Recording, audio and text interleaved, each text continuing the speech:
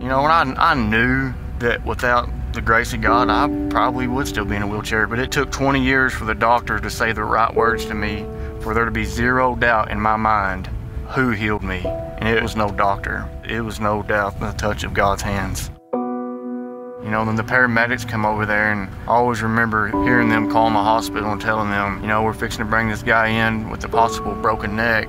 And I thought to myself right then, you know, there's no way, you know, that this is happening to me right now. You know, I was young and invincible. You know, there's no way this is happening. No way.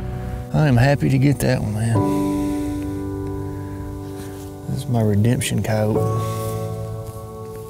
Have you ever looked back on your life and relived all the good or bad moments, searching for that specific moment in your journey that made you who you are? That one defining moment in time that, at the time, you couldn't explain, but still held on to knowing in your heart everything happens for a reason. For some, that moment may be a personal decision that led them down a path of good or evil. But for others, that moment has manifested itself through a tragedy that changed their life. There are certain things that happen to certain people, good people, who don't deserve the cards that life has thrown their way. But one thing I keep learning the older I get is life doesn't owe you anything. And when tragedy strikes, what ultimately defines who you are is the person who comes out on the other side. We don't get to choose what lessons come our way, and even if we could, you wouldn't really learn from them anyway. Once you've experienced something that nearly takes your life, it instantly puts everything into perspective. What once was very important doesn't even matter at all, and the only thing left for you to cling to at that moment is God.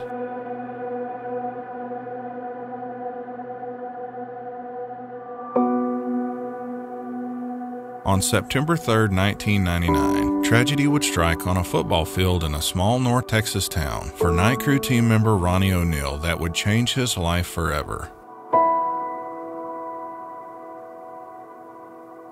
Ronnie had severely injured his spinal cord, leaving him completely paralyzed from the neck down. As his lifeless body lay motionless on the field, at that moment the only thing he could do is cry out for help.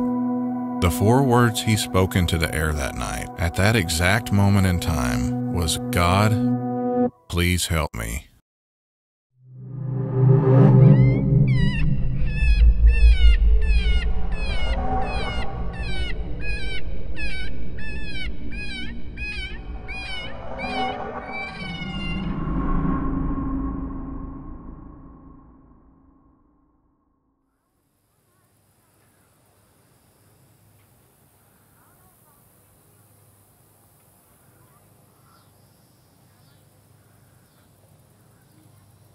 Hey, you mind handing me that Fox Pro? Yeah, I got it. I can't believe, man, it's been 20 years. I know it. Seems like so long ago, but then it seems like it was just yesterday. Yeah, it's crazy. I know. I feel like I'm getting old. So yeah, we're not spring chickens anymore. No, we're not. I done got fat and uglier than I was before. Well, I think that's pretty much it. I don't know exactly how much luck we're gonna have. It's September the 3rd. September the 3rd. That's a date that probably sticks in your mind, doesn't it? Every September 3rd is kind of like my birthday. Kind of like you got a new lease on life. It is, man. Kind of like the anniversary to my new different life. Different self. So. If you follow the show and ever wondered why Ronnie walks a certain way, well, now you know. We've been friends a long time and have experienced some of the best of what night hunting has to offer. I think that's it, man. You ready? Ready to roll? Let's do it. Some of which required an extreme amount of walking, carrying equipment, and God knows what to get where we were going. And through all those years, I've never heard him complain or use his situation as an excuse to not do something. Not once. That's a testament to the type of person he really is. His story is one that most would have thrown in the towel. And for me, it's gut-wrenching to hear him tell it again. Well, I was 16 years old, sophomore in high school. Football and track and everything at that time was pretty much my life, you know. That's what I love to do. That's what I look forward to doing. And the night I got injured was actually the very first game of the season. Of course, you know, you're young, 16 years old. I was amped up, ready to go.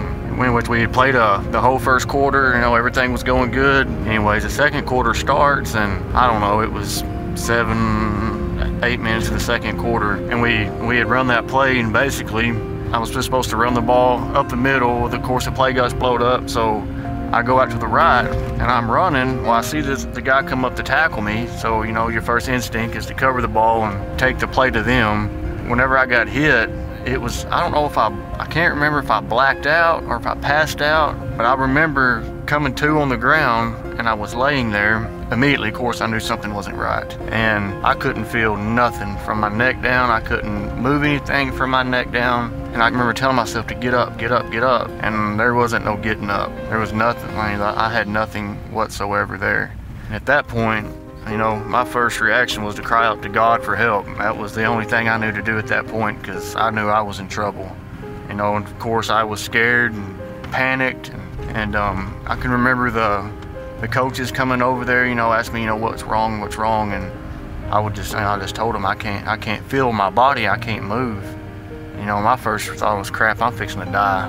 You know, then the paramedics come over there, and I always remember hearing them call my hospital and telling them, you know, we're fixing to bring this guy in with a possible broken neck. And I thought to myself right then, you know, there's no way, you know, that this is happening to me right now. You know, I was young and invincible. You know, there's no way this is happening, no way. And I remember laying in that ambulance thinking, how in the world am I going to live like this? Because I could not feel nothing, move nothing. All I could move was my eyeballs. You know, and at that time, I loved football and sports, but hunting was a big part of my life as well. And I remember laying there thinking, how am I going to hunt and do the things I still enjoy doing, being like this? You know, and that was the first questions, you know, that I had, was how am I going to get better so I can continue to do the things that I enjoy to do. I can't even begin to imagine the raw emotion and despair running through a 16-year-old Ronnie's mind of the future that now lies ahead. Confined to a wheelchair, able to do nothing more than be an onlooker to the sport he loves so much. Imagine yourself in his position at that age, trying to mentally cope with the agony of reality.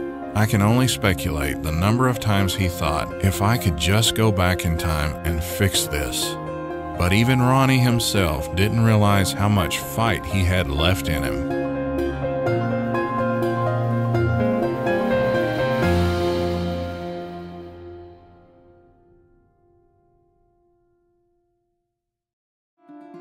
Ronnie and I have had some of the greatest trips out over the years, and every now and then I catch myself wondering, what if? What if God had not been there that night holding his hand? Although he may have never felt it, he was still there. Or what if Ronnie had just given up like so many others had before him? The doctors did come in and told my parents that there's a very high chance that I wouldn't walk again.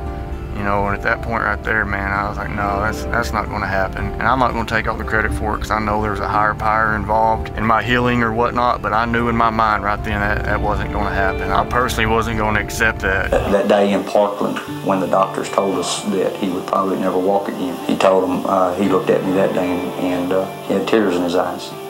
And he told me, he said, Dad, I'm going to prove them wrong. He not only proved them wrong, but he also showed everyone there's no way he's giving up. I personally wasn't going to accept that, you know, that was going to be a possibility for me to live the rest of my life like that. And I'll tell you what, I worked my butt off in that therapy to get back to where I needed to be so I could live somewhat of a normal life. And I feel like for the most part, I've got back to where I can live a normal life, you know. I mean, I still get to get out and hunt and do what I want and enjoy my family. I actually told my parents to go home and start making arrangements for like wheelchair accessibilities and changing our bathroom up so it could be handicap accessible, and I wasn't going to go down like that. Although Ronnie can still see and feel the effects of that night every time he takes a step, he's chosen to live life to the fullest and count his blessings for the second chance many never get. He says you learn to appreciate something in a whole new light once it's been taken away from you, and you never know what tomorrow may bring.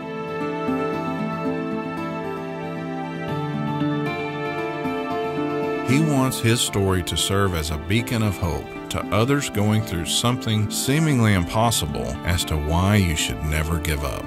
Well, my friend, I believe it's safe to say you're already doing it.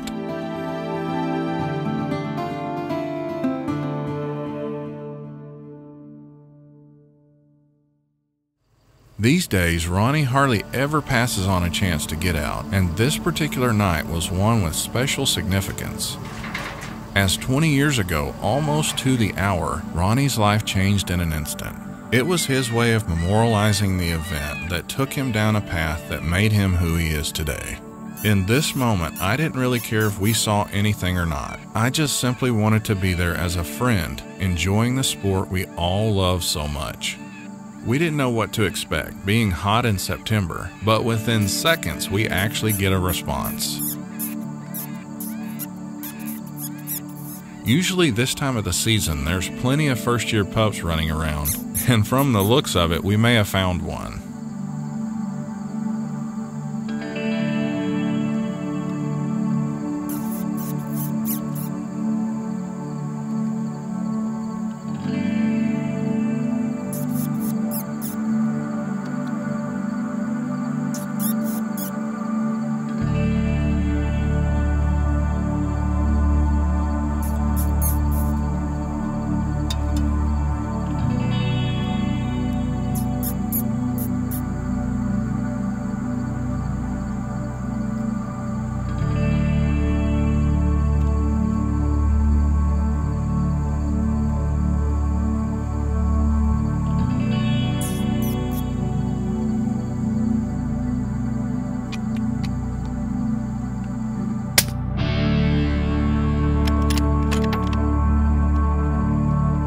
And after one pass with the light, we spot another one headed our way.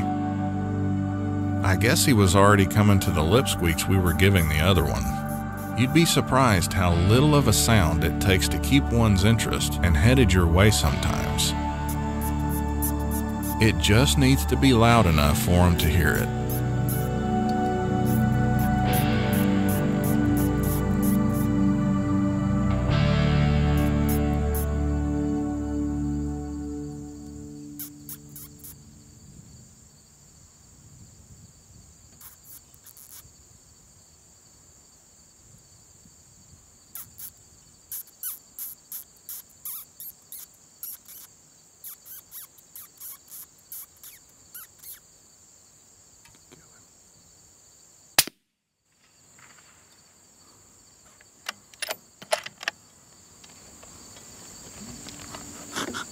Say that's a good 20-year anniversary. Heck yeah, man. Take them all day long, or all night long, that is. There's that sucker right there, he is.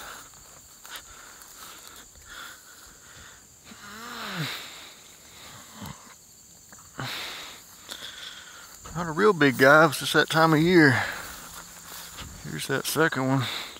Man, they're not real big coyotes, but it's just that time of year these pups are out running around. They all grow to get bigger, cause the same amount of problems. This one here's a tad bit bigger. I thought they might be litter mates, but I don't know. Well, it's a good way to start the night, man. It is September and there's a lot of pups running around. We'll take them any way we can get them. That's a good way to kick off my 20th year anniversary of my injury. Tell you what, you tell me 20 years ago I would be doing this here, I might have called you a liar. But I'm pretty thankful that I am. Man, it's September, but you gotta love those pups. They haven't learned the program quite yet. I think those two just got educated pretty well.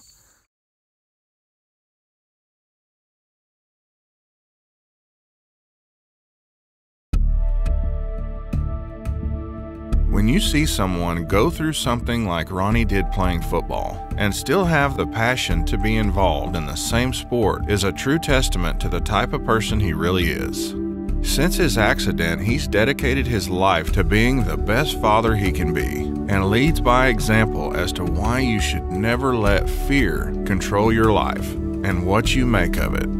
He's living proof that second chances are truly a gift that should never be taken for granted. And you know, even football almost took my quality of life, but in my brain I was never going to let that hold me back from still enjoying the sport or still being around the sport. I have 3 kids, all 3 of them have actually played football, and I've coached them all the way through. And a lot of people say, Ronnie, you're crazy, man. I cannot believe you let them kids play football after what you've gone through. But it was important for me to be able to get back out there personally and still be part of the sport and not let the fear of that control my life. To me, that's the worst thing you can do, is let fear control anything. Was I nervous? Yeah, I was a little bit nervous about any of them playing, but you can't let that fear take something away from you that really means a lot to you. It doesn't matter any kind of circumstances in life, in my opinion. It's kind of like getting bucked off of a horse, I guess. You get bucked off, you got to get back on. So that was just kind of always my outlook of the whole football thing. People do think I'm crazy, but they enjoy it, I enjoy it, so I'm going to continue to do it. I mean, I'm more proud of him as if he was out there running for a touchdown. That's what I am. He's my hero.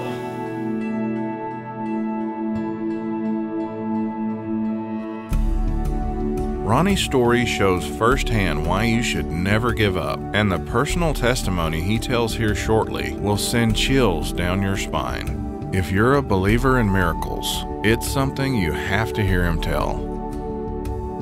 You know, it's crazy how God reveals himself to us sometimes. It can happen when you least expect it, and sometimes it's even through the words of a complete stranger.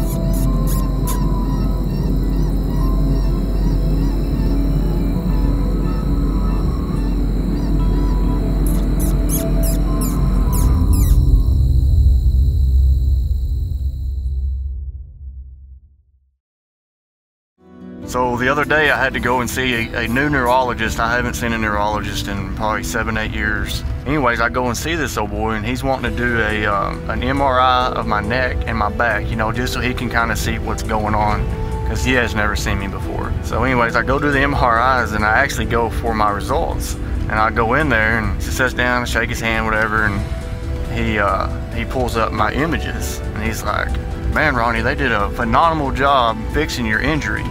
And I thought, okay, well, about 5 or 6 years ago, I had a disc replacement in my neck. They just took a disc out and put a new one in. So I was like, "So you're talking about my disc replacement?" And he said, "No, they did a phenomenal job fixing your original injury." Well, I didn't say anything. I was like, "Okay, well, that's good." So I shake his hand and I leave, and I didn't think anything else of it, you know. Well, I was actually, I was working the next day, you know, just thinking about life or whatnot, and it dawned on me who they was that he was talking about. Well, they never did any surgeries or anything on my neck, but I feel in my heart that that man was talking about was God, no doubt. He never knew that they didn't actually go in and fix that day. So I believe in my heart that they was a higher power, which is God, 100%. Without that healing, I feel like there's a very, very good chance that I would probably still be a quadriplegic and not be able to enjoy the things that I enjoy. And I always knew in my heart, you know, that, you know, I'm a Christian. I believe in God and miracles and healing and prayer. You know, and I knew that without the grace of God, I probably would still be in a wheelchair. But it took 20 years for the doctor to say the right words to me, for there to be zero doubt in my mind who healed me. And it was no doctor. It was no doubt the touch of God's hands. Whether you're a believer or not, some things simply can't be explained away by medical science. No matter how hard they try, they'll never get that square peg to fit in that round hole. I bet if today's Ronnie could go back and talk with his younger self, he would say those same words his doctor unknowingly spoke to confirm what he already knew. It just took 20 years and the right words from a complete stranger to finally realize who had his hand that night. I believe what happened to Ronnie that night happened for a reason, because God had already looked 20 years down the road and saw the great friend, son, and father he would become today. Sure, he walks a little different, but each step he takes makes his story that much more special and sends a message of hope for anyone around him.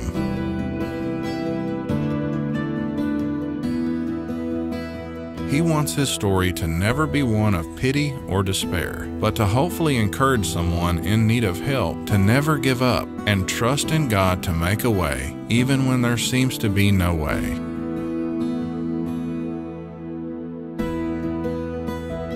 He never thought he would ever walk again, much less get to see another coyote come into those lights.